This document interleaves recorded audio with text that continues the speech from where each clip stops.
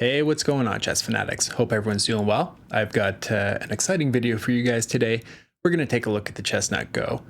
Some of you guys may be aware that I've been a long-term DGT user, and Chessnut has graciously sent me the Go to take a look at. I have put about a month into the board at this point in time before releasing this review, so I'm pretty confident that we can talk about what's good and what's not so good with the board. Basically, the too long didn't watch is that all around it is an insanely capable board, and I think that other manufacturers should probably certainly take note and potentially be worried at this point in time. So I should note that I've purposely avoided all reviews of this device, so everything that I say will be based on my own insight, my own experiences. There are no external influences or requirements for me to do this, so everything is basically as I'm seeing it.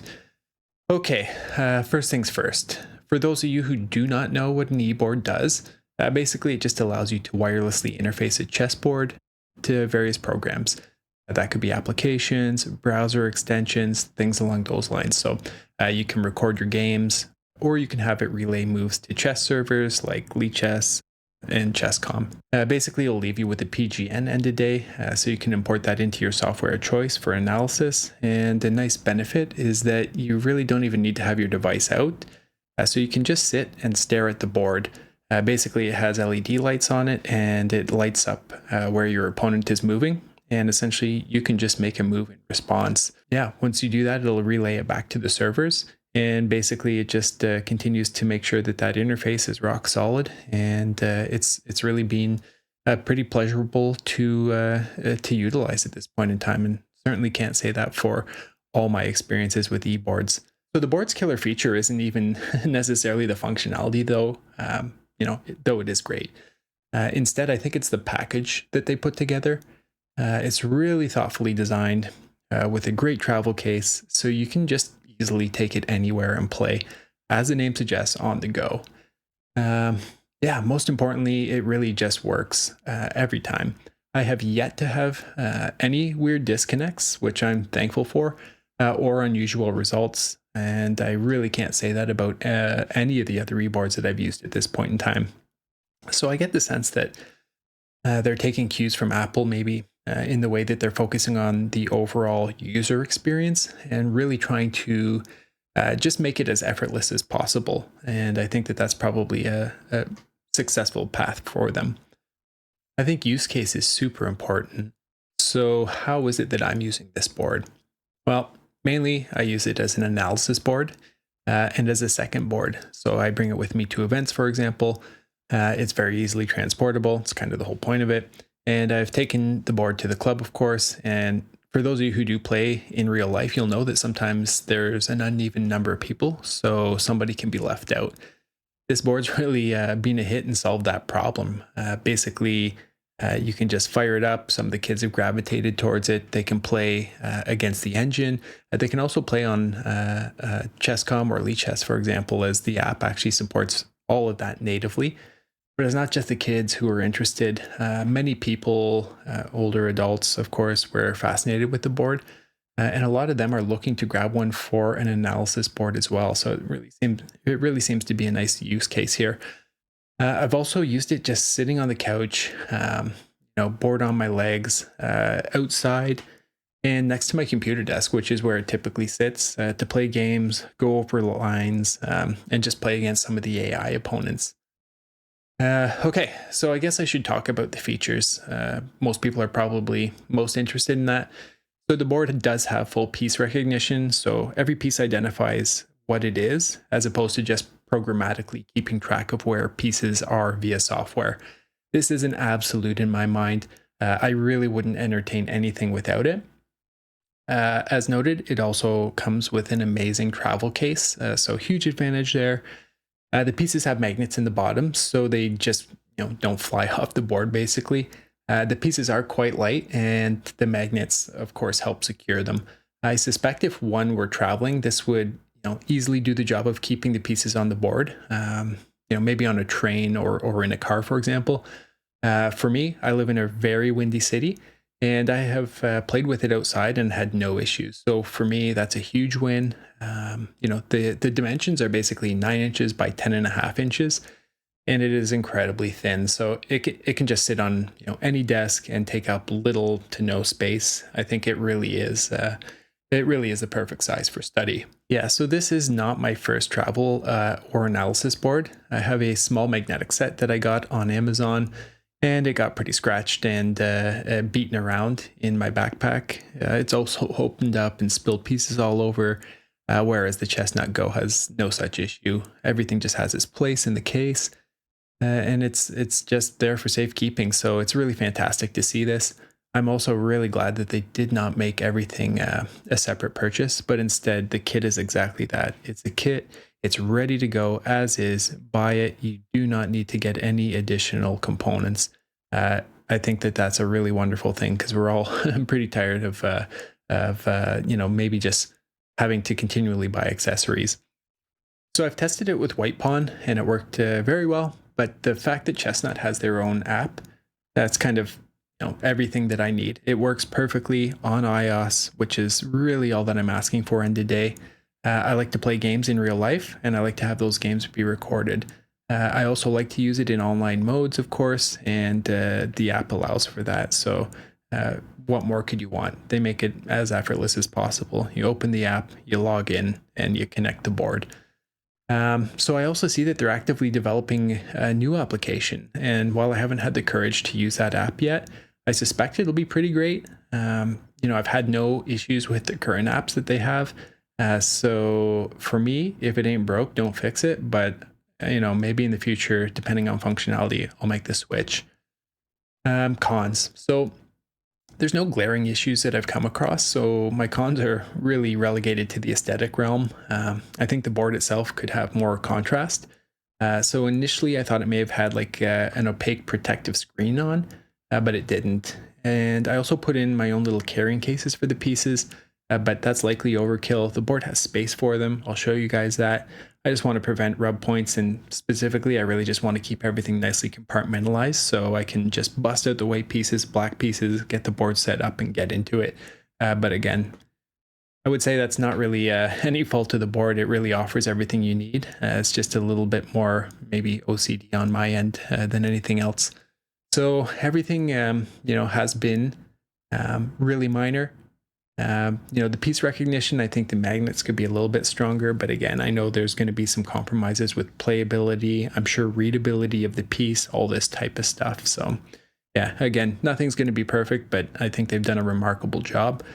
I could see in the future maybe even more LED integration. So maybe like RGB stuff. I know the cost would likely raise, but it could be a worthwhile trade-off. Tough to say though, as I do have other boards that kind of occupy that space as well, and so they do kind of need to segment things in specifically and not cannibalize their own product. End of day though, this is night and day difference from DGT in functionality, user experience. Chessnut, they're really in a league of their own. While it all does similar things, I think the Chessnut just does it more effortlessly. I no longer need to keep an Android phone around to get this good functionality. The Chessnut just works, right? So whether it's on Android, Mac, PC, anything, you name it, it seems to work. Haven't tried it on Linux, but honestly, I wouldn't be shocked if someone has it working there. But of course, don't quote me on that. I think the convenience alone really is worth the price of admission for something like this. I hate having those separate devices for kind of these weird niche use cases, and so solving it, having it on my daily driver iPhone, that's all I want. I'll continue to take this board with me to events in the future, to the club, on trips. It takes up so little space, and it allows me to enjoy a cup of coffee, play some games, and in the end, I think that's probably what a majority of us are looking for, right? We just want to chill out, have a good time. So if you're on the fence for something like this, I think the Chessnut really better understands their market segmentation than most of the competitors, and they put together a compelling narrative with this product. If they keep this innovation up, they may be the brand to beat in the future. I could see a day where their quality may be on par or better than DGT, but I haven't seen their premium pieces or large size tournament boards at this point in time. So I'll wait until I see those before I weigh in, but I would not be shocked if, 5 years from now, everyone's looking at Chessnut boards specifically as opposed to DGT. Yeah, so other things that I would encourage them to do. I would love to see them come out with native live relay for streaming content, so you could just easily embed it. That would be absolutely fantastic. They could also come up with software for their larger boards to stream that as well. I'd really love to just see the ability to make life easy for people to kind of film and stream. You know, end of day, the DGT boards are so expensive, and you know, the value proposition again for Chestnut is very strong. In fact, I've actively encouraged club members to look at the Chestnut boards over DGT when people have asked about it, just based on easy use, and that was even before I had one. So in the end, this is probably the board that most people should get. Tournament size boards are amazing. They're also a little bit cumbersome and more limited in use case. So if you don't have the proper case or a need to use it, it's kind of overkill. This travels easily and it allows for so much fun with an opponent or on your own. And it's the software that really just seems to pull this all together in such an intuitive manner. And so based on this, I would say that it's the best e-board experience that I've ever seen from a user experience. And I'm really excited to see what they're doing in the future. That's all I got for today. Thanks a lot for watching. I'm going to follow up the latter half of this video with footage that I'll take. It's just going to be one take, you know, overhead camera with a cell phone. You'll be able to see the functionality. You'll be able to look at the relay time. You'll hear a bit of the kind of tactile experience that one would have in moving the pieces.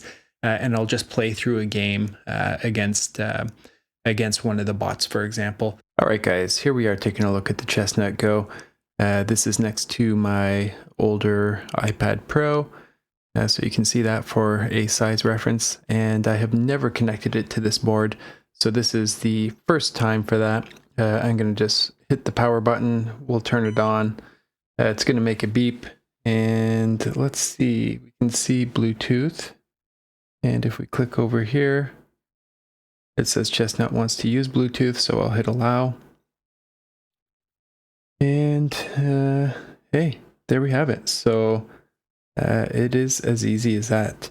Right from this main screen, you can add a little bit of latency into the move. So this will just affect the time taken before it registers the move. I think you can play around with that to taste. But I'll just leave it at 0.5 at this point in time. So it gives you a little bit of leeway if you slide or kind of drag pieces around. I haven't logged into any of the online accounts. As mentioned, I've never used it on this iPad before. I just wanted to demonstrate how easy it is to actually connect up. But let's hit play game. We will do a computer game, standard chess.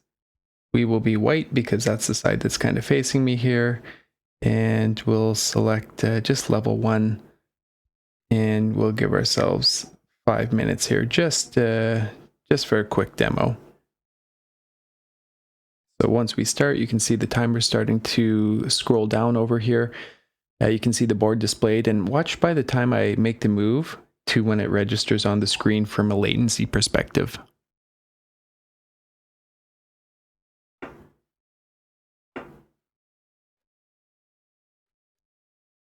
So when I respond, you'll notice that when the opponent plays, it'll light up the LEDs. So here we can clearly see that they are just pushing the E-pawn here.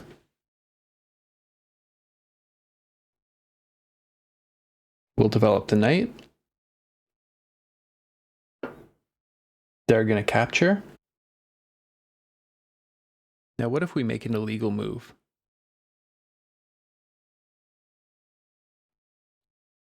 So as you can see, it's highlighted it, and if we look over at the board, it's showing, hey, this is not correct. You're not able to make this move. So to correct it, you can basically just pick the piece back up, return it to its home square, and then make a new move. We'll just move a rook for this this scenario. Clearly not a good move.